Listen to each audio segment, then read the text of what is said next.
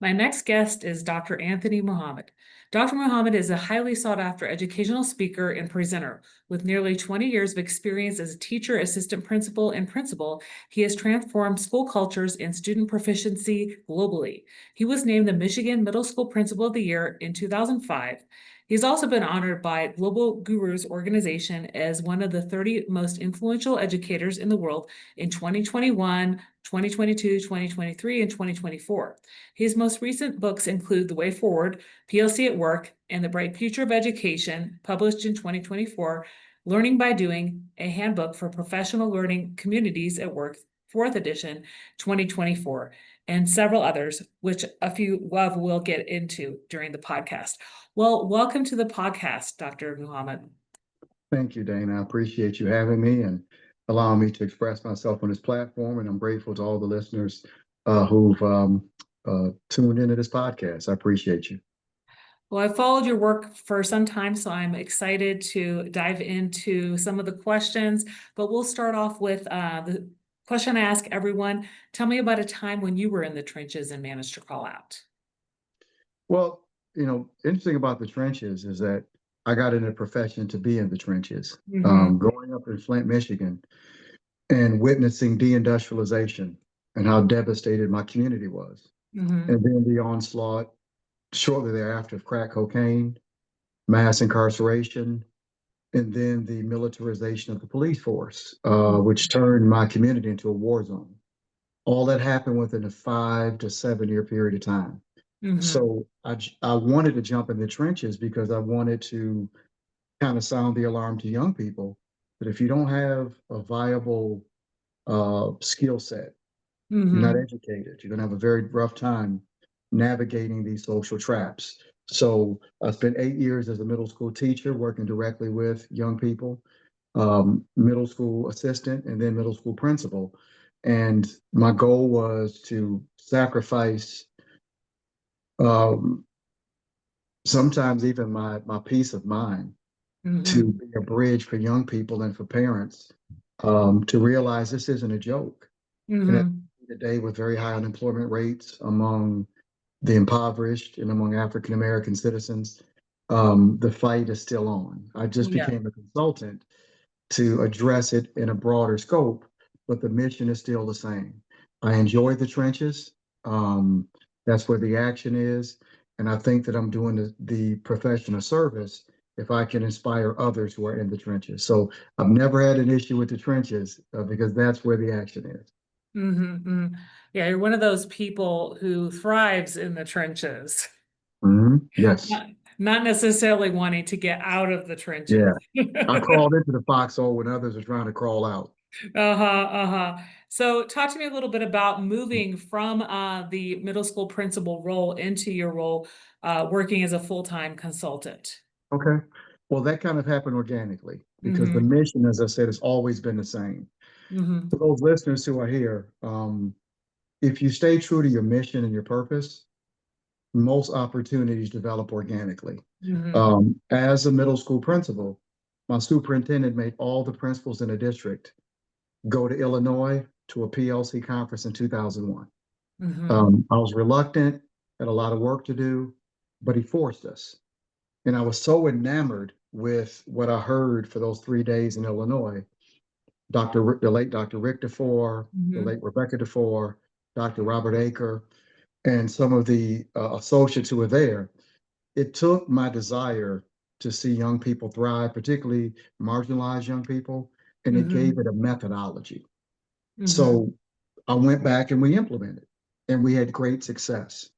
So my consulting career kind of transitioned because as Rick asked me to share our success with others, they said, could you come to my school? Could you share with my district? Would you write this article for this magazine? So it really happened organically. It just became a broader platform for the same mission. And then around 2007, there was kind of this need for balance where the demand for people who wanted me to enlighten or share with their school started to become a challenge to my full commitment at the site level. And in 2007, I made the the move to become a full-time consultant. What's interesting, Dana, is I get a lot of people who email me about how can I do what you do? Mm-hmm. Don't do that. Mm-hmm. Be the best you can be wherever you're at, and success tends to breed success. If you Mm-hmm. seek being a consultant, a stage, you'll probably never get it. But Mm-hmm. if you just sincerely do a great job, if you're a teacher, if you're a parapro, if you're a Mm-hmm. counselor, just be the best doggone counselor you can be. Mm-hmm. And then opportunities will start to organically present themselves. And then you're prepared for your opportunity rather than trying to forge it artificially. Mm-hmm, mm-hmm. Yeah, and that's something that I think a lot of people need to, think more about what they're doing in their current role, right? To build skills and, maybe at some point in their career be a speaker, but like you're saying, a lot of these things happen just through the work that you're doing as a Mm-hmm. principal or through teachers' works within the school. I wanted to talk to you about a few of your books I mentioned. So talk to me about how the Way Forward PLC at Work and the Bright Future of Education, which was published last year, came about. You said a lot of it has to do with recovery from the pandemic. Yes. Well, it was interesting. That book, it developed differently than really any other book that I've Hmm. written. Um, and the book happened because of a promise that I made to the late Rick DeFore. Um, Hmm. Rick DeFore, one of the architects of the PLC at work process, whom I consider one of the most influential educators in American history. I was blessed to be one of his mentees, excuse me, and a beneficiary of his wisdom. When he passed in 2017, he asked me to do something for him, which was to go full court press on what he called PLC Light, Hmm. renaming a traditional department or teacher meeting a PLC, and Hmm. just engaging in random discussions in the name of PLC. When he Hmm. passed, he said it was the most glaring stain on his legacy.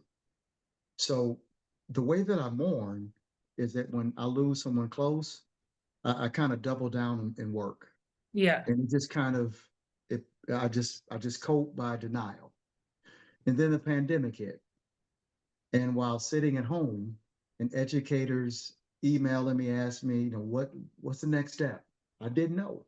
I'd never Yeah. been through a pandemic, and then Rick's words started to come back to me. Maybe this is the right time Hmm. when we have everybody's attention that they would stop playing with PLC Hmm. and realize it's a necessity. Why would it Hmm. be a necessity? We lost about a quarter of professional educators during the pandemic. Hmm. 25% of the profession either quit or retired. Hmm. Teacher morale was at an all-time low. Hmm. Student mental health issues, absenteeism, gaps grew wider during COVID. Hmm.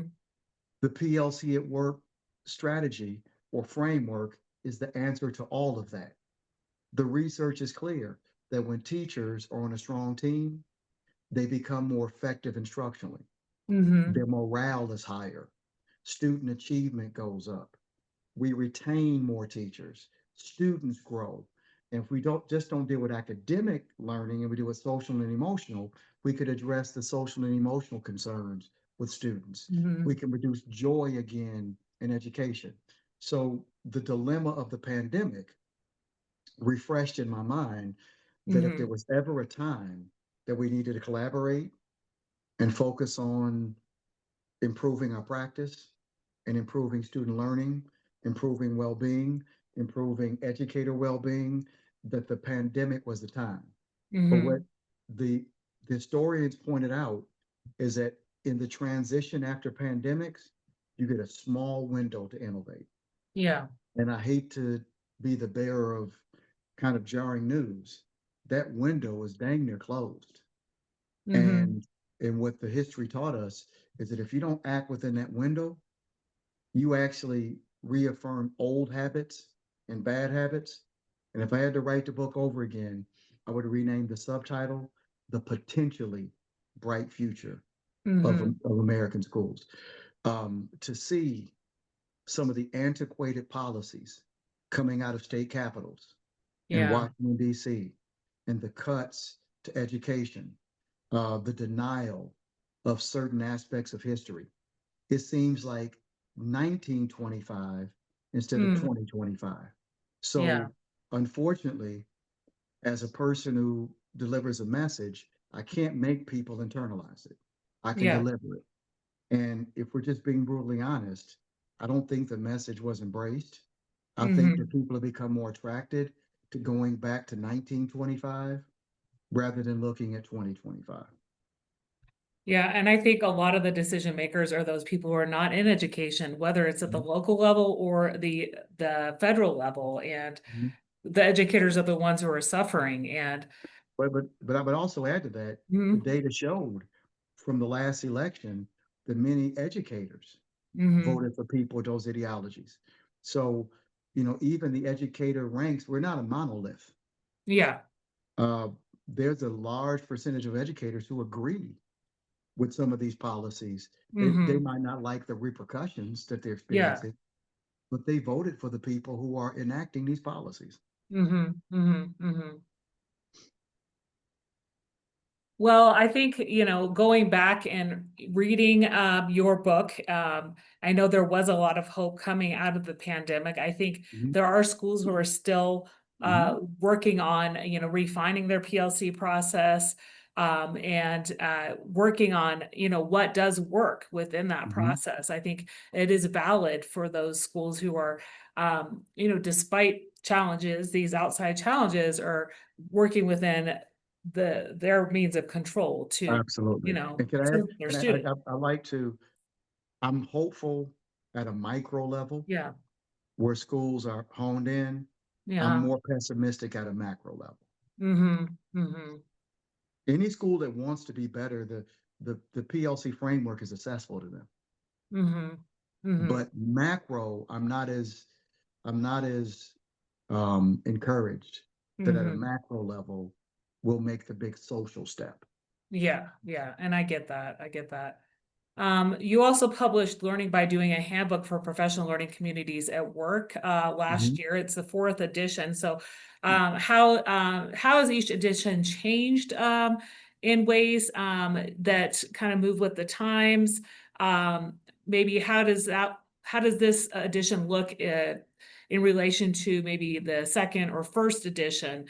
How the PLC communities have evolved in schools. Great question. Because, if you remember from college, you go to turn in a textbook and they say, well, we'll come up with Mhm. a new edition next year. And they give Yeah. you $1 for that book. And the next edition is pretty much the same as the other one. Mhm. Well, learning by doing doesn't follow that pathway. Mhm. It's actually profoundly different. We think we've enhanced it and modernized it. Um, one big enhancement was an extra chapter added. We lost another architect, Dr. Tom Maney, who was one of the original writers of Learning by Doing. He passed away late last year. So Mhm. three of the original authors of that book have passed. Mhm. So big shout out to Dr. Maney and his family and his wife and his children, and all those who benefited from his work. But he wrote a chapter on coaching teams, not just developing teams. He's been a big champion that, like Mhm. any other skill, coaching is important. Yeah. You as an educator know putting adults in a room together doesn't make them a team. Mhm. And Mhm. Dr. Manny's been an advocate of coaching teams intentionally. So a whole new Mhm. chapter on that. Dr. Robert Aker added a new uh, um, ending to the book, really focusing on Simon Sinek and his work around intrinsic motivation to improve and really the human and emotional aspect of it. We don't just do this for better test scores. We do it because we're making a difference with humanity. Mhm. I totally changed the chapter on culture and dealing with resistance, which used to be chapter 9, now is chapter 10, Mhm. and adding our framework that Dr. Luis Cruz and I developed for Time for Change as a change management framework. Uh, uh, uh, Mike Maddles did a huge update to the intervention chapter Mhm. RTI, MTSS, and all the data was updated. And we added a Mhm. big section on COVID and the impact that COVID had on learning. There was progress. It was minuscule, but there was national progress till about 2020. And then COVID Mhm. just kind of screwed that up. So we reiterated the importance of really doubling down on student learning. And we have a chapter on new teachers and retaining Mhm. teachers, and a lot of the updated data on teacher morale and the teacher shortage was added to that. So it feels like a book that is for post-COVID and it's been Mhm. modernized, but it still respects the original scholarship and the vision of Rick DeFore, Bob Baker, and Rebecca DeFore. Mhm. Mhm. You also said that you did have a little bit about um, DEI, and you had some Mhm. thoughts in the pre-chat a little bit about um, how you can what you would advice you would give to educators who can serve their schools when there is a social divide, Yeah, especially in districts that are led by conservative school boards. yeah. Well, my advice to people, and Mhm. this isn't in learning by doing. I have a piece in the way forward on this. Mhm. Is that when you're a profession, you can't be led by populism. Yeah. And there was a huge shift after the murder of George Floyd towards one side. And then after certain elections, we swung to the other side. Yeah. I'm imploring educators to stay focused on our professional obligation Mhm. and our moral obligation. It's not our job to push political or social or other ideologies. Our job is to educate, and our mission is to serve all. In Mhm. any ideology, whether it comes from the left or the right, that interferes with your ability to do that, you're not challenging that socially or politically. You're challenging it professionally and morally. Mhm. So, Mhm. a couple of examples. One of my dear colleagues who I respect dearly is Zaretta Hammond, who Mhm. wrote a book called Culturally Responsive Teaching in the Brain, which said that when a child experiences their own cultural comfort and identity within the context of learning, it accelerates their cognition. So if you have people at the board who want a monocultural approach, Mhm. that's not left or right. That's Mhm. just unprofessional if you can help Mhm. more kids learn. John Hattie, in his updated visual learning research as of December 2024, found that culturally responsive teaching has a 1.01 positive effect size on student learning. Mhm. So how could you justify that professionally by scrubbing certain parts of history or cultural identity within instruction and Mhm. take away something that could triple the rate of learning to please a lobby? It doesn't make any sense. Mhm. So I implore educators, don't fall for the trap of populism. Mhm. Populism shifts all the time. Yeah. Focus on professional practice and what's best for kids and serving every kid in your district, and leave the politics to voting and lobbying and to Mhm. unions. Let them do that. Mhm. And boards of education, you are not elected to push the rights and the service of one constituency over another. Mhm. That's Mhm. called corruption. Yeah. Unless you want to be corrupt and bigoted, serve your constituency, whether those are immigrants, whether you have a wealthy district or an impoverished district, you have English learners. When you pledge to make policy to serve all within your Mhm. jurisdiction, you have a professional and a moral obligation to do so. Mhm. Mhm. Well said. Well said. So people can often access some of your talks at different conferences or webinars. Do you have any coming up in uh, this will probably come out in December or January, that you'd like to highlight? Absolutely. On my website, which is www.newfrontier, the number 21.com, there's a link that says upcoming events, Okay. and it links to all the places I'm going to be. A big one coming up is the big PLC at Work summit that we have Mhm. in February every year in Phoenix. That's a Okay. big one. But I have some 2-day workshops coming up, the Solution Tree sponsors. There's a link to all my books, videos, everything. So if you go to that website, it's a one-stop shop for everything. Great. I'll make sure I put that in the show notes. Well, as we wrap up the recording, I'd like to ask, out of everything we've discussed today, what's one thing you'd like listeners to remember? That you are a part of the most noble profession that we've ever known. You invest in the development of a young person to be great and to live a fulfilling life. Don't let the politics of the moment or your local community stop you from really reaping the joy of impacting 20, 30 young people every hour, every class. Um, you might not be able to change the world, but Mhm. you can certainly make your classroom and your school a pleasant place to be. Mhm. Mhm. Well said. Well said. Well, are there other sites people can find you on social media, or would you just direct them to your website? Website, I'm on Facebook and LinkedIn. Uh, Okay. X X has become the Wild West. Mhm. So I'm on, but I haven't looked at that in a long time. I'm learning, Dana, to enjoy the moment, and Mhm. I'm really limited on social media.